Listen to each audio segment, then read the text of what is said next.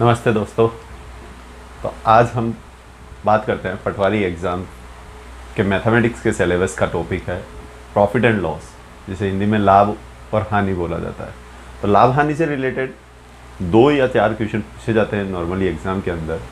तो आइए बात करते हैं क्या क्या टॉपिक है जिनको हमारे को ध्यान रखना है। लाभ हानि का टॉपिक समझने से पहले सबसे पहले आपको क्रय मूल्य का मतलब क्या होता है वो पता होना चाहिए।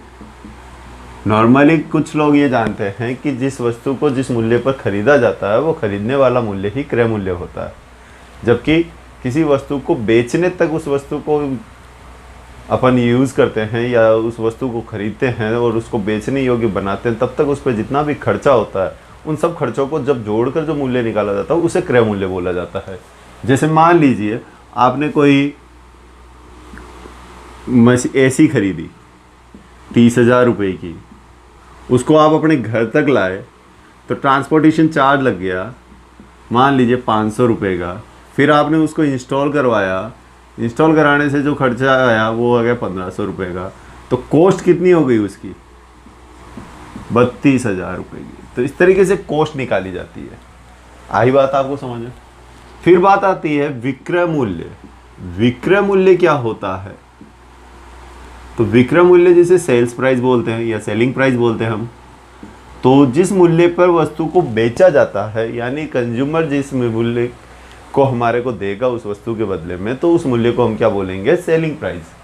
ठीक है, शॉर्ट में हम इसको सीपी बोलेंगे और इसको एसपी बोलेंगे क्वेश्चन करते समय। फिर एक मूल्य आता है जिसे हम बोलते हैं अंकित मूल्य। क्या बोलते हैं? अंकित मूल्य, जिसे सूची मूल्य भी बोला जाता है।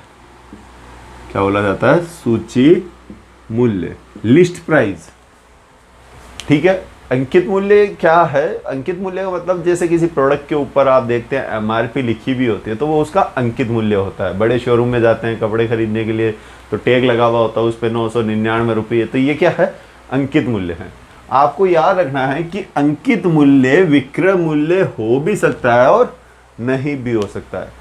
जब किसी अंकित मूल्य वाली चीज़ पर कोई डिस्काउंट नहीं दिया जाता है तो अंकित मूल्य और विक्रय मूल्य बराबर होंगे। लेकिन जब डिस्काउंट दे दिया जाता है, जैसे 100 रुपये की कोई चीज़ है, उसका एमआरपी कितना है? 100 रुपये है और उस पर 10% डिस्काउंट दिया जाता है, तो 10 रुपये का डिस्काउंट देने पे उसकी सेलिंग प्राइस कितनी हो गई? 90 रुपये। तो इस तरीके से हम देखेंगे कि अंकित मूल्य और सेल्स प्राइस दोनों अलग अलग हो जाती है, यानी अंकित मूल्य विक्रय मूल्य के बराबर नहीं रहता है। इसलिए अंकित मूल्य और विक्रय मूल्य कभी एक नहीं माने जाएंगे। फिर बात आती है बट्टा, जिसे डिस्काउंट बोलते हैं हम। तो डिस्काउंट क्या होता है? नॉर्मली आप सब जानते हैं किसी प्रोडक्ट की जो एमआरपी होती है उस पर जितने रुपए की छूट मिलती है, यानी जितने रुपए कम दिए जाते हैं, उसे क्या बोला जाता है? डिस्काउंट। 100 रुपये की चीज़ अगर 90 रुपये में दी जा रही है तो 10 रुपये का क्या हो गया? डिस्काउंट। अब डिस्काउंट में एक डिस्काउंट आता है जिसे बोला जाता है क्रमागत डिस्काउंट, सक्सेसिव बट्टा। क्रमागत बट्टा यानी सक्सेसिव डिस्काउंट। क्या होता है सक्सेसिव डिस्काउंट? सक्सेसिव डिस्काउंट जैसे आप लोगों ने कभी देखा होगा, बड़े बड़े जो शोरूम्स होते हैं आजकल कस्टमर को अट्रैक्ट करने के लिए डिस्काउंट इस तरीके से देते हैं कि 50% प्लस 40%। तो नॉर्मली कस्टमर क्या सोचता है कि किसी प्रोडक्ट के ऊपर 90% डिस्काउंट दिया जा रहा है, जबकि एक्चुअल में ऐसा होता नहीं है। ये सक्सेसिव डिस्काउंट होता है। सक्सेसिव डिस्काउंट कैसे कैलकुलेट किया जाता है? देखिए, मान लीजिए आप उस शोरूम में गए, 3,000 रुपये की आपने कोई जीन्स पसंद करी जिसकी एमआरपी कितने रुपए की है? 3,000 रुपये की। आपने सोचा 90% डिस्काउंट यानी 10% देने हैं तो आपको कितने रुपए देने पड़ेंगे? 300 रुपये, जो कि आप गलत हो। कैसे डिस्काउंट दिया जाएगा? सबसे पहले 50% डिस्काउंट दिया जाएगा। तो 50% डिस्काउंट हम जब देंगे तो 1500 रुपये का डिस्काउंट जाएगा, तो वैल्यू क्या बचेगी हमारे पास? 1500 रुपये। अब 1500 रुपये जो रिमेनिंग रहा उस पर 40% डिस्काउंट दिया जाएगा, तो कितना हुआ? 600 रुपये। तो 900 रुपये की वो जींस हमारे को पड़ेगी। तो इसको बोला जाता है क्रमागत बट्टा यानी सक्सेसिव डिस्काउंट। अब लाभ हानि के जो एग्जाम, कंपटीशन एग्जाम में क्वेश्चंस पूछे जाते हैं वो किस तरीके के क्वेश्चंस होते हैं और उन्हें कैसे सॉल्व किया जाता है, हम देखते हैं। हमारे को विक्रय मूल्य की गणना करनी है। विक्रय मूल्य की गणना करने के लिए हमारे को क्रय मूल्य और लाभ या हानि प्रतिशत दिया हुआ है। तो कैसे कैलकुलेट किया जाता है? आपको कभी भी इन चीज़ों को पढ़ने से पहले आपको नॉर्मली ये पता होना चाहिए कि जो कॉस्ट प्राइस होती है उस कॉस्ट प्राइस में हम प्रॉफिट ऐड कर देते हैं। क्या ऐड कर देते हैं? प्रॉफिट। तो प्रॉफिट ऐड करने से हमारे पास क्या निकल के आती है? सेल्स प्राइस निकल के आती है। क्या निकल के आती है? Sales price. इसी तरीके से कॉस्ट प्राइस में से लॉस को लेस कर दिया जाए तो भी क्या निकल के आ सकती है? सेल्स प्राइस निकल के आती है। ओके, तो इसका मतलब प्रॉफिट का फॉर्मूला क्या हो गया? Sales price minus cost price. और लॉस का फॉर्मूला क्या हो गया? कि cost price minus sales price. तो प्रॉफिट का फॉर्मूला क्या निकल के आता है? Sales price minus cost price. And loss का फॉर्मूला क्या निकल के आता है? Cost price minus sales price.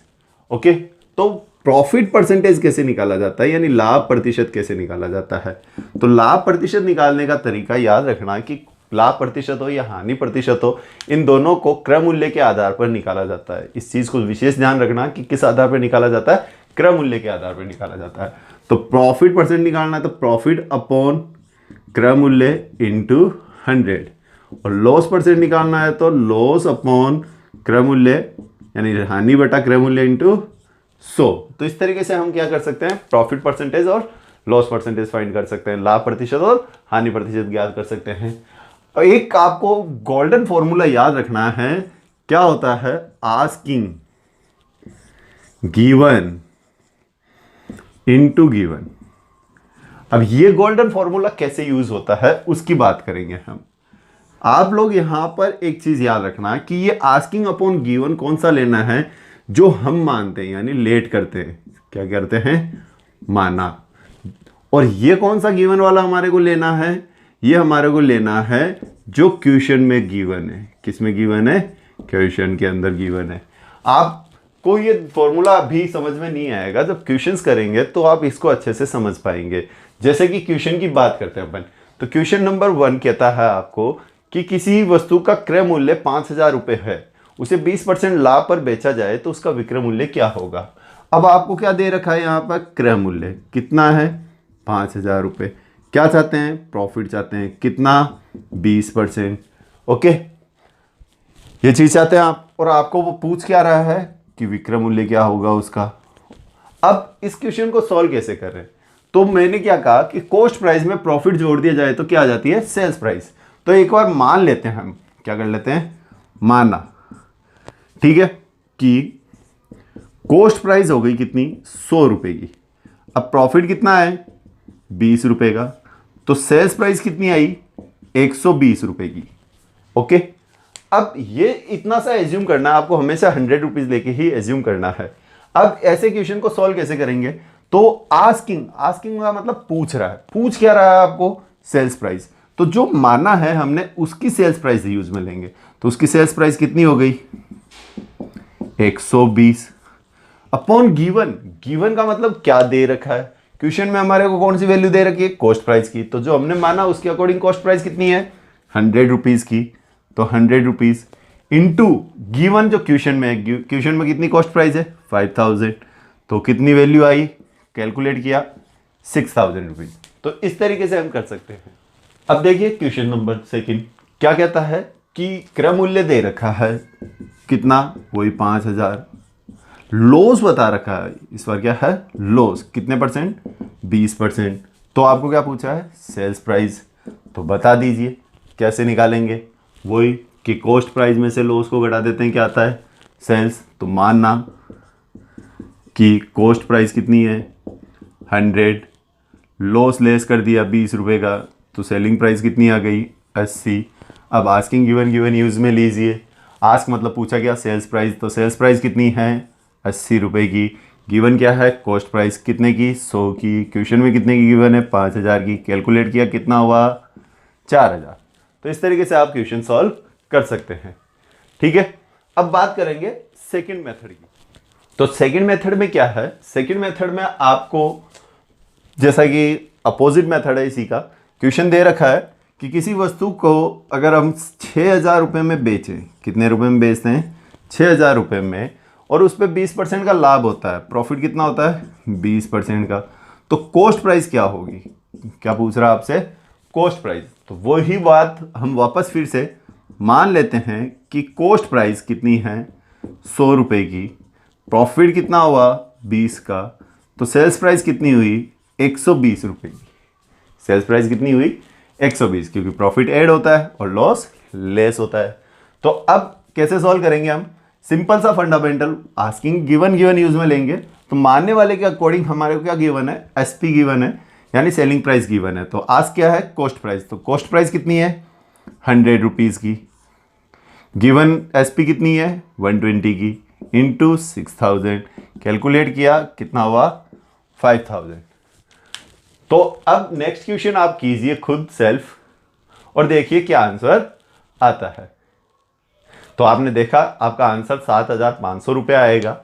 Okay, अब बात करें रूल नंबर 3 की। तो देखिए रूल नंबर 3 क्या कहता है।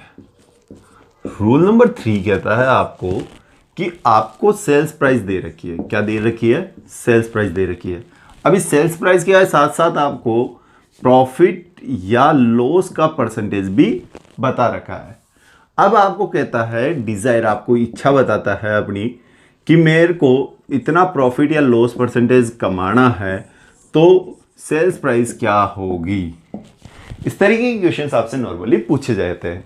तो ऐसे क्वेश्चन को सॉल्व कैसे करेंगे, तो उनकी बात करते हैं। तो जैसा कि आप स्क्रीन पे देख रहे हैं कि किसी वस्तु को 1800 रुपये में बेचने पर 10% हानि होती है, यानी एसपी कितनी है 1800 रुपये में बेचा, तो लॉस कितना हुआ 10% का। लॉस कितना हुआ 10% का। तो उसे कितने रुपए में बेचा जाए कि 20% का लाभ हो। कितने परसेंट का लाभ चाहिए आपको, कि प्रॉफिट चाहिए आपको 20% का। तो एसपी बताइए। तो इस तरीके के क्वेश्चन कैसे सॉल्व किए जाते हैं, करने का तरीका वो ही है। ठीक है, आपको बस कॉन्सेप्ट को समझना है। तो कॉन्सेप्ट क्या कहता है, इस लाइन के अकॉर्डिंग चलते हैं। तो इस लाइन के अकॉर्डिंग कहता है कि कॉस्ट में से लॉस को लेस कर दिया जाए तो क्या आ जाती है एसपी। कॉस्ट मान ली 100, लॉस कितना हुआ 10, तो एसपी कितनी हो गई 90। एसपी कितनी हो गई 90। अब इसके अकॉर्डिंग चलूं तो ये तो हो गया फर्स्ट इक्वेशंस। फिर कहता है 100 मान लेता हूं, प्रॉफिट कितना चाहिए 20%, तो एसपी कितनी हो गई 120। ये हमारी सेकेंड इक्वेशंस। ओके, ये इक्वेशंस केवल समझने के लिए है, बाकी इजी गोइंग आप क्वेश्चंस को कर सकते हैं। अब आपको प्रॉफिट चाहिए 120, तो एसपी पूछने को कह रहा है, तो एसपी कितनी हो गई 120। तो आस्किंग ऊपर रखते हैं हमेशा। गिवन एसपी कितनी है हमारे को 90 रुपए की, इनटू जो क्वेश्चन में गिवन है वो कितनी है 1800। तो अब इसको कैलकुलेट कर लीजिए आप। तो इसको कैलकुलेट करेंगे तो कितनी वैल्यू आती है 2400 रुपए की। तो है ना इजी आस्किंग गिवन से क्वेश्चन को सॉल्व करना। अब बात करेंगे इसी तरीके से रूल नंबर 4। रूल नंबर 4 क्या है, तो रूल नंबर 4 में भी हमारे को सेलिंग प्राइस दी हुई होती है, उसके ऊपर प्रॉफिट या लॉस का परसेंटेज दिया हुआ होता है। और ये कहता है कि अगर इसे यदि, ठीक है, यदि सेल्स प्राइस में, ठीक है, जोड़ दिया जाए या घटा दिया जाए, कुछ रुपए की वैल्यू हमारे को दी हुई होती है और कहता है कुछ उसमें जोड़ दिया जाए या घटा दिया जाए तो उसकी सेल्स प्राइस क्या होगी। इस तरीके से क्वेश्चन क्रय मूल्य क्या होगा, यानी कॉस्ट प्राइस क्या होगी। तो ऐसे क्वेश्चंस को कैसे सॉल्व किया जाता है, जैसा स्क्रीन पे आप क्वेश्चन देख रहे हैं कि एक दुकानदार ने एक फोन 5% हानि पर बेचता है। कि कितने पे बेचता है, कि सेल्स प्राइस क्या कहता है कि 5% लॉस पे बेचता है फोन को। ओके, फिर कह रहा है कि यदि वो फोन में उस फोन को 120 रुपये अधिक में बेचता तो उसे 5% का लाभ होता। अगर वो क्या है 120 रुपये अधिक में, अधिक के लिए प्लस कर दीजिए और कम के लिए माइनस कर दीजिए। तो अगर इसको 120 रुपये प्लस में बेचता तो उसे क्या होता 5% का लाभ होता, प्रॉफिट होता। तो अब आपको कह रहा है कि क्रय मूल्य ज्ञात कीजिए। क्या ज्ञात करना है, क्रय मूल्य। अब क्रय मूल्य कैसे ज्ञात करेंगे, तो सिंपल सी बात है, क्वेश्चन को कैसे सॉल्व करना है वो देखिए। तो क्वेश्चन को सॉल्व करने के लिए आप क्या कह रहा है कि 5% लॉस पे बेचता है। तो 100 रुपए की चीज है, 5% लॉस पे बेचा, तो इसका मतलब एसपी कितनी हो गई उसकी 95%। कितनी हो गई 95%। अब 5% लाभ पे बेचना है तो इसका मतलब एसपी कितनी हो गई 105%। कितनी हो गई 105%। अगर 95% एसपी के अंदर 120 जोड़ दिया जाए तो वो किसके बराबर होनी चाहिए 105% के। ठीक है, क्योंकि आप जानते हैं कि कॉस्ट प्राइस यहां कह रहा है कि जो सेल्स प्राइस थी उस सेल्स प्राइस में 120 जोड़ दिया जाए तो न्यू सेल्स प्राइस आ जाती है हमारे पास। क्या आ जाती है? New sales price. ओके, तो अब ऐसे क्वेश्चन को कैसे सॉल्व करेंगे? तो यहां पर आप देखेंगे कि एसपी कितना है 95% प्लस 120 इक्वल टू 105%। अब परसेंटेज को एक साइड कर दीजिए और वैल्यू को एक साइड कर दीजिए, तो 120 इक्वल टू 105% माइनस 95%। ओके, तो अब इसमें से इसको लेस करते हैं तो वैल्यू आती है 10%, तो 120 इक्वल टू 10%। ओके, अब 10% वैल्यू आई, तो अब 10% वैल्यू, तो इस 10% को हमारे को क्या करना होगा? 100% बनाना होगा। तो 100% बनाने के लिए इसको क्या करना होगा? 10 से मल्टीप्लाई, तो इसको भी 10 से मल्टीप्लाई करेंगे, तो 1200 रुपये इक्वल टू 100%। 100% का मतलब 100 किसको माना था हमने? कॉस्ट को। तो कॉस्ट कितनी हो गई? 1200 रुपये, तो कॉस्ट प्राइस हो गई 1200 रुपये। तो इस तरीके से हम कॉस्ट प्राइस निकाल सकते हैं। तो आपके सामने एक और क्वेश्चन आता है जिसे आप सेल्फ करिएगा। एक दुकानदार एक फोन को 15% लाभ पर बेचता है। यदि वह फोन को 1400 रुपये कम में बेचे तो 5% की हानि होती है, तो क्रय मूल्य क्या होगा? तो आप इस क्वेश्चन को जब सॉल्व करेंगे तो आप देखेंगे कि इसका आंसर आपके पास में 7000 रुपये का आएगा। कितने का आएगा? 7000 रुपये का आंसर आएगा।